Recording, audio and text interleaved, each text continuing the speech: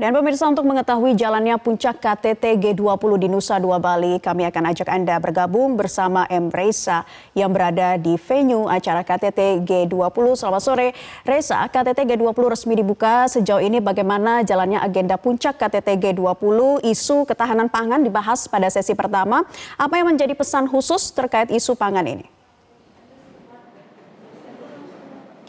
Selamat sore Naila, saat ini tengah berlangsung untuk working session kedua atau sesi kerja kedua yang membahas terkait isu kesehatan yang tadi sudah dimulai sekitar pukul 15 waktu Indonesia Tengah atau pukul 3 sore waktu Indonesia Tengah.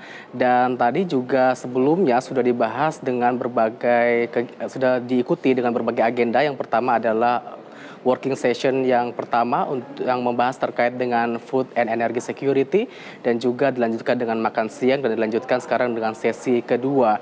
Dan terkait dengan hal menarik yang kami lihat pada isu pertama yang dibahas oleh para peserta delegasi KTT G20, yakni yang terkait dengan food and energy security atau juga terkait dengan ketahanan pangan, di mana saat pembukaan tadi pada sambutan pembukaan Presiden Joko Widodo mengatakan terlebih dahulu bahwa saat ini kondisi dunia sedang dalam tantangan yang cukup luar biasa. Dikatakan bahwa krisis demi krisis terus terjadi, kemudian pandemi COVID-19 masih berlangsung dan juga masih adanya perang yang terjadi sehingga membutuhkan usaha yang lebih, termasuk juga masalah krisis ketahanan pangan yang juga menjadi perhatian karena ini juga berdampak pada tantangan dunia tadi, berdampak utamanya kepada negara-negara berkembang. Dan yang menariknya bahwa di awal Presiden Joko Widodo mengangkat terkait isu masalah pupuk. Ini menurut Jokowi bahwa masalah pupuk tidak boleh disepelekan karena masalah pupuk ini juga terkait dengan ketersediaan pupuk di level dunia begitu, dan dikhawatirkan bahwa jika ini tidak diselesaikan maka pada tahun 2023 isu ketahanan pangan akan semakin suram. Dan berikut kita simak pernyataan selengkapnya dari Presiden Joko Widodo. Masalah pupuk jangan disepelekan. Jika kita tidak segera mengambil langkah agar ketersediaan pupuk mencukup dan harga yang terjamin, maka 2023 akan menjadi tahun yang lebih suram. Tingginya harga pangan saat ini dapat semakin memburuk menjadi krisis tidak adanya pasokan pangan. Langkah pupuk akan menyebabkan gagal panen di berbagai belahan dunia. 48 negara berkembang dengan tingkat kerawanan pangan tertinggi akan menghadapi kondisi yang sangat serius. Selain itu juga ada pernyataan yang cukup tegas dikatakan oleh Presiden Joko Widodo bahwa saat ini dunia sedang melihat kegiatan atau agenda dari KTT G20 sehingga dalam KTT G20 ini harus berhasil dan tidak boleh gagal untuk bisa menyelesaikan persoalan termasuk juga masalah ketahanan pangan yang menjadi concern para peserta G20 yang dibahas pada working session atau sesi kerja pertama yang mengangkat isu terkait dengan ketahanan pangan. Dan tadi juga sudah dijelaskan pada berita sebelumnya Naila terkait dengan bagaimana Presiden Joko Widodo meminta agar bisa mengakhiri perang segera agar bisa membawa perubahan dunia yang lebih baik lagi karena perang sendiri juga membawa pengaruh banyak terhadap kondisi dunia saat ini. Dan juga kami menantikan sebenarnya apakah dalam sesi pekerja pertama ini juga turut dibahas terkait dengan situasi perang invasi Rusia ke Ukraina yang juga sempat ada isu ketahanan pangan di dalamnya terkait dengan terhentinya atau terganggunya ekspor gandum dan juga biji-bijian sehingga banyak negara termasuk juga Indonesia yang merasakan dampak dari invasi Rusia ke Ukraina sehingga masih terganggu begitu untuk ekspor biji-bijian maupun juga gandum. Sehingga inilah juga yang ditekankan oleh Presiden Joko Widodo pada sesi kerja pertama di pertemuan puncak KTT G20 hari ini. Naila. Ya, Reza, di working session yang kedua ini juga dibahas seputar kesehatan. Apa yang menjadi perhatian Presiden dalam isu ini?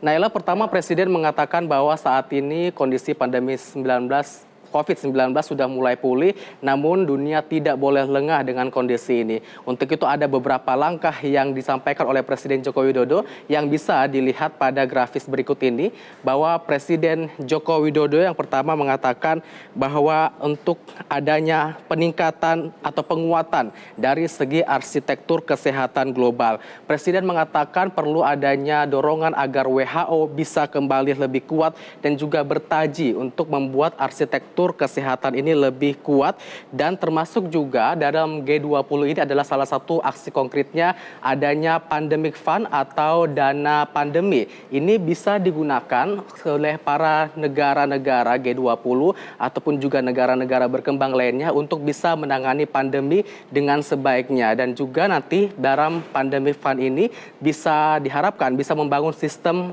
kesehatan yang bisa menangani pandemi secara lebih baik. Tadi juga sempat disinggung bahwa Indonesia sendiri menyumbangkan sekitar 50 juta dolar Amerika Serikat ke dalam pandemic fund, sehingga dalam peluncurannya kemarin, pandemic fund saat ini sudah terkumpul sekitar 1,4 miliar dolar Amerika Serikat. Namun ini masih jauh sebenarnya angkanya, Naila, dari yang dibutuhkan, karena untuk secara keseluruhan berdasarkan analisa dibutuhkan sekitar 31,1 miliar dolar Amerika Serikat untuk bisa membangun betul-betul sistem penanganan pandemi. Sehingga ini Presiden mengajak seluruh anggota G20 termasuk juga negara-negara lainnya ataupun juga filantropi agar bisa bersama-sama berkontribusi menyumbangkan dananya, pendanaannya untuk pandemic fund ini. Kemudian yang kedua dijelaskan oleh Presiden Joko Widodo bahwa dalam penanganan pandemi ini juga dibutuhkan peran serta dari negara berkembang yang juga harus diberdayakan sebagai bagian dari solusi. Dan juga ini sekaligus Indonesia mewakili negara-negara berkembang untuk menyampaikan aspirasi negara berkembang pada KTT G20 ini. Termasuk juga Presiden Jokowi mengatakan agar kesenjangan kapasitas kesehatan ini juga tidak bisa lagi dibiarkan antara negara maju maupun juga negara berkembang. Dan juga dikatakan oleh Presiden Joko Widodo agar bisa meningkatkan investasi industri kesehatan. Ini juga berkaitan dengan kerjasama dan juga transfer teknologi kesehatan yang dibutuhkan serta akses bahan baku produksi untuk negara-negara berkembang agar bisa diperluas. Termasuk juga ada topik yang menarik diangkat Presiden bahwa terkait dengan TRIPS waiver atau pengabaian dari haki sendiri atau hak kekayaan intelektual, karena ini juga menjadi salah satu isu agar jika ada negara kemudian yang agar negara itu tidak mempertimbangkan terkait dengan izin pematenan dari sebuah produk berkaitan dengan penanganan COVID-19 sehingga bisa dinikmati oleh setiap negara. Inilah isu-isu yang kemudian disampaikan oleh Presiden Joko Widodo. Bahkan tadi Presiden mengatakan ada atau mengutip never again. Ini adalah kalimat yang harusnya menjadi mantra bersama bahwa pengalaman kemarin di pandemi COVID-19 tidak terulang kembali dengan adanya penguatan dari sistem kesehatan dunia sehingga dunia nanti semakin siap dalam menghadapi pandemi ke depannya.